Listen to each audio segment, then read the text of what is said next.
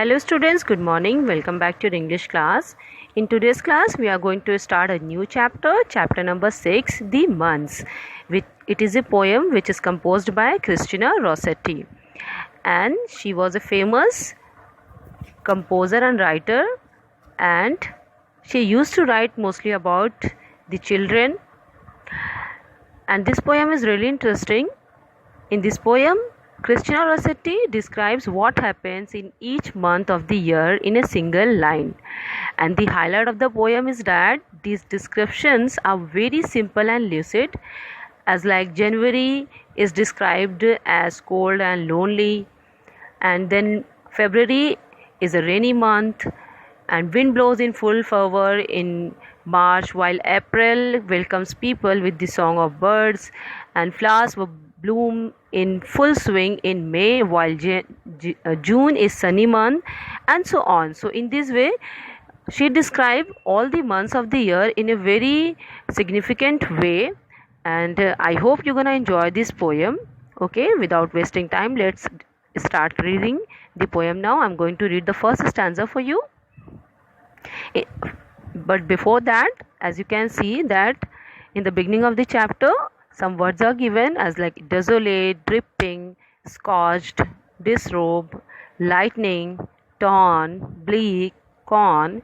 So all these words are really useful for you. You should utilize in your English speaking, okay, so that you can enhance your English vocabulary.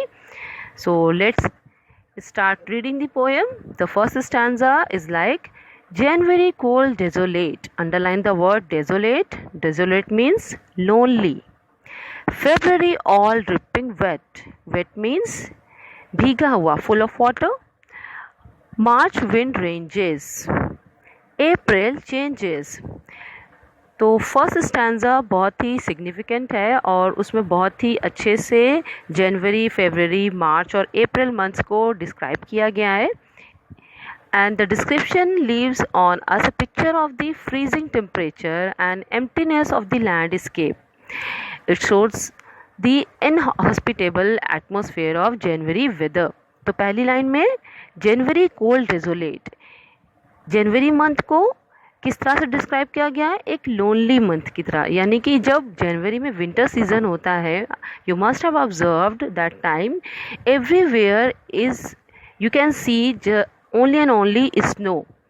Everything is covered with the snow and it looks like very lonely and desolate. जो आप जब बर्फ़ गिरती है तो हर तरफ आपको क्या नज़र आता है, सिर्फ सारी चीज़ों पे बर्फ़ गिरी हुई नज़र आती है और वो सारी क्योंकि पेड़ों से जो पत्तियां होती हैं, जो लीव्स होती हैं, वो झड़ चुकी होती हैं और उस वक्त ड्राई अप हो चुकी होती हैं. बर्फ़ की वजह से सब कुछ कवर्ड अप हो चुका होता है स्नो से.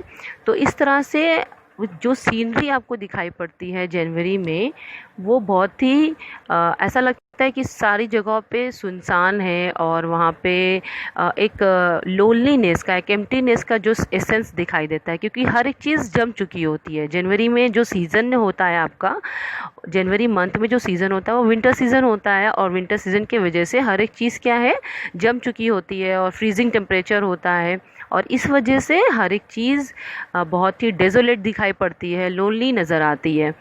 दूसरी लाइन में उन्होंने कहा कि February all dripping wet. February में you must have observed and seen, February month में धीरे धीरे क्या होता है, हल्की फुल्की बारिश होती है और पत्तियों पे और ग्राउंड पे, ग्रासेस पे आपको रेन ड्रॉप्स देखने को मिल जाती हैं. तो हर एक चीज़ भीगी हुई सी नज़र आती है. मार्च विंड रेंजेस. मार्च में क्या होता है, धीरे धीरे सीज़न चेंज होना स्टार्ट होता है और उस वक्त क्या होता है कि हवाएं चलना शुरू हो जाती हैं और इस तरह से अप्रैल मंथ के आने तक बहुत सारे चेंजेस स्टार्ट होते हुए दिखाई देते हैं हमें. और यहाँ पे बहुत ही अच्छा डिस्क्रिप्शन दिया गया है उस मंथ का कि जैसे अप्रैल के मंथ में आपने you must have witnessed that the wind is blowing in full fervor and all the green leaves of the trees and flowers are start shaking due to the fierceful wind, and it is a windy month. and in April we see that the weather has started changing and now it is the beginning of the spring season. तो अप्रैल के आने तक spring season start होने लगता है. आपने देखा होगा कि मार्च तक बहुत तेज़ी से हवाएं चलती हैं, बहुत जो विंड बहती है वो बहुत तेज़ बहती है, और इस तरह से उसके बाद बसंत ऋतु जो होती है वो आना स्टार्ट हो जाती है, और उसमें आपने पत्तों को झड़ते हुए भी देखा होगा. तो इस तरह से मंथ के साथ साथ सीजन्स भी चेंज होने लगते हैं. Now let's see further. Birds sing in tune to flowers of May and sunny June brings longest day. Birds sings in tune to flowers of May. और मे के आने तक क्या होता है, वेदर थोड़ा प्लीजेंट हो चुका होता है, क्योंकि उस वक्त स्प्रिंग सीज़न आ चुका होता है, और फिर उसके बाद क्या होता है, जो वेदर होता है वो प्लेजेंट हो जाता है. बहुत ही सुहाना मौसम होता है उस वक्त, ना ही बहुत ज़्यादा गर्मी होती है और ना ही बहुत ज़्यादा सर्दी होती है. तो इस वजह से क्या होता है, बर्ड्स, आपने ज़्यादातर विटनेस किया होगा कि जितनी बर्ड्स चर्प करती हैं मई मंथ में सबसे ज़्यादा, ऐसे जब सुहाने वेदर्स होते हैं, मौसम होते हैं, तो उस वक्त जितनी भी बर्ड्स होती हैं वो चर्पिंग करना स्टार्ट कर देती हैं. और कोयल, जैसे कि कोयल की आवाज़ सुनाई पड़ती है आपको, बुलबुल की आवाज़ सुनाई पड़ती है. तो इस तरह से मई के आने तक हर एक पेड़ पे आपको बर्ड्स की चर्पिंग की आवाज़ें सुनाई देती है, और ऐसा लगता है वो गीत गा रहे हैं. और बहुत सारी जितने भी फ्लावर्स होते हैं गार्डन में वो ब्लूम करना स्टार्ट कर देते हैं, खिलना स्टार्ट कर देते हैं. तो इस तरह के मई के आने तक जो वेदर होता है वो बहुत प्लेजेंट हो चुका होता है. अब क्या होता है, and sunny June brings longest day. उसके बाद मई के एंड तक फिर वेदर में और चेंजेस होते हैं, और जून के आते तक क्या होता है, वेदर सनी हो चुका होता है, यानी कि सूरज में जो टेम्परेचर जो है वो एटमॉस्फेयर का वो हाई होने लगता है, और गर्मी बढ़ने लगती है, गर्मी आने वाली होती है. और इस तरह से जून में सबसे लंबा दिन आपको आप जानते हो कि 21 को लॉन्गेस्ट डे होता है. तो इस तरह से 21 जून को हम विटनेस करते हैं कि उस मंथ में गर्मियों का दिन बहुत ज़्यादा होता है, और ईयर का सबसे लॉन्गेस्ट डे भी हम उसी मंथ में विटनेस करते हैं. तो इस तरह से पोएट ने इसको बहुत अच्छे से डिस्क्राइब किया है. Let's see further. In स्कॉच्ड July. स्कॉच्ड here means Sunny, which means very heat up. जब बहुत ही ज़्यादा गर्मी होती है तो उस स्कॉचिंग हीट जिसको हम लोग बोलते हैं, जो गर्मियाँ जब आपको चुभती हैं, आपकी स्किन को ऐसा लगता है बिल्कुल बिल्कुल तेज़ धार की तरह वो आपकी स्किन को टच करती हैं, जो सनरेज होती हैं.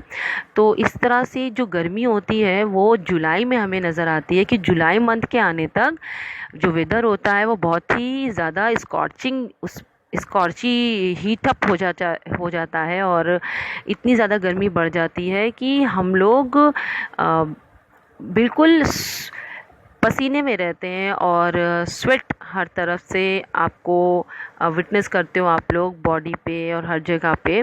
तो इस तरह से ये जो गर्मी होती है वो बहुत ही स्कॉचिंग वाली होती है. ऐसा लगता है सूरज की जो किरणें हैं, सनरेज जो हैं, वो आपके स्किन में बिल्कुल तीर की तरह से महसूस होती हैं. इसीलिए यहाँ पे पोएट ने स्कॉच वर्ड यूज़ किया है. The storm clouds fly lightning torn. Lightning here means बिजली. August bears corn. तो उसके बाद क्या होता है, जुलाई के एंड होने तक धीरे धीरे आपने विटनेस किया होगा, जब जुलाई एंड होता है और अगस्त आने वाला होता है तो उस वक्त आंधियाँ चलती हैं, आंधी आने लगती है, और आंधी के साथ तूफ़ान भी आते हैं और बिजलियाँ चमकती हैं, तूफ़ान में बिजलियाँ चमकती हैं. तो इस तरह से अब क्या होता है, धीरे धीरे जो गर्मी होती है वो इतनी ज़्यादा गर्मी हो चुकी होती है कि अब क्लाउड्स फॉर्म होना स्टार्ट हो जाते हैं, वाटर वेपर्स बनना स्टार्ट हो जाते हैं, और वाटर वेपर्स की वजह से फिर रेन यानी कि बहुत तेज़ बारिश होती है, और वो जो बारिश होती है वो बहुत तेज़ होती है, उसमें लाइटनिंग होती है, बिजली चमकती है, और तूफ़ानी बारिश होती है उस वक्त. तो इस तरह से अब देखो, अब हम ये विटनेस करते हैं कि अगस्त के आने तक जो खेतों में क्या होता है, कॉर्न मीन्स जो मक्के के दाने जो होते हैं उन्हें हम कॉर्न बोलते हैं. तो खेतों में मक्के के दाने की जो खेती होती है उसमें वो खिलना स्टार्ट कर देते हैं. तो अगस्त आने तक जो खेती के लिए जो वेदर होता है, मीन्स फार्मिंग के लिए, हार्वेस्टिंग के लिए, तो वो बहुत ही सूटेबल हो जाता है. उस वक्त अच्छे जो मक्के के जो दाने होते हैं उस वक्त वो लोग बेयर करते हैं. September fruit in rough October, earth must disrobe her, stars fall and shoot.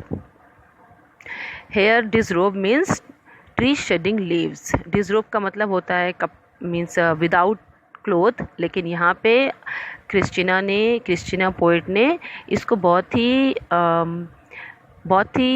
Interesting way में डिस्क्राइब किया है, यूज़ किया है। जब पेड़ों से पत्तियाँ झड़ती हैं तो उस सेंस में डिसरोब वर्ड का यूज़ किया है। तो अगस्त में क्या होता है, फसलें उगती हैं और इसी तरह से सितंबर के आने तक बहुत सारे फ्रूट, हमें सीजनल फ्रूट मिल जाते हैं, मार्केट में अवेलेबल हो जाते हैं। और ये बहुत ही अच्छा टाइम होता है फलों के लिए, जब फलों की खेती की जाती है। इसी तरह से अक्टूबर क्या होता है, वो रफ़ होता है और उसमें क्या होता है कि अक्टूबर मंथ में पेड़ों से जो पत्तियां होती हैं वो झड़ जाती हैं, वो गिरने लगती हैं। तो इसलिए पोएट ने ये वर्ड यूज़ किया है डिसरोबर। स्टार्स फॉल एंड शूट, और उस वक्त आप विटनेस करते हो कि stars fall and shoot in कीन नवंबर। तो नवंबर के आते तक क्या होता है, आप बहुत सारे जितने भी स्टार्स होते हैं, एस्ट्रॉइड्स, आप देखोगे कि ज़्यादातर से रात की जो सीन होती है, जो आसमान आपको नज़र आता है रात में, वो फुल ऑफ स्टार्स होता है। बहुत सारे तारे निकले हुए होते हैं और ऐसा लगता है कि बहुत सारे तारे उसमें से टूटकर गिर रहे हैं। और आप शूटिंग स्टार को विटनेस करते हो इस वक्त नवंबर में, क्योंकि उस वक्त की जो रातें होती हैं वो अभी नवंबर मंथ में क्या होता है, बिल्कुल स्टार्टिंग होता है, विंटर के आने के पहले का एक टाइम होता है। तो उस वक्त जो रात होती है वो बहुत ही शार्प होती है, कीन मीन शार्प। तो बहुत ही साफ नज़र आता है आपको आसमान, स्काई जो आपको होता है वो फुल ऑफ स्टार्स होता है, बहुत सारे तारे दिखाई देते हैं और ऐसा लगता है कि आप विटनेस कर रहे हो कि स्टार्स जो हैं, जो तारे हैं, वो टूट रहे हैं। And night is long and cold is strong in bleak December. और दिसंबर के आने तक क्या होता है, नाइट यानी कि रात लंबी हो चुकी होती है, ठंड आ चुकी होती है, विंटर सीज़न स्टार्ट हो चुका होता है। तो नवंबर से ही स्टार्ट होना शुरू होता है, दिसंबर में ये पीक पे होता है, अपने टॉप पे होता है विंटर सीज़न, दिसंबर में पीक पे होता है और ये कंटिन्यू होता है बिल्कुल जनवरी मंथ तक। तो इस तरह से ये विंटर सीज़न में आप देखते हो कि बहुत ही ज़्यादा ठंड बढ़ जाती है दिसंबर मंथ में, और उस वक्त जो हवाएं जो चलती हैं वो बहुत ही स्ट्रॉन्ग होती हैं और ठंडी होती हैं, और रातें जो हैं वो लंबी हो चुकी होती हैं। So with this we ended the poem, and it is such an interesting poem where the poetess has described the months of a year in a very beautiful manner. I hope you have understood this poem. I'll see you next class. Thank you.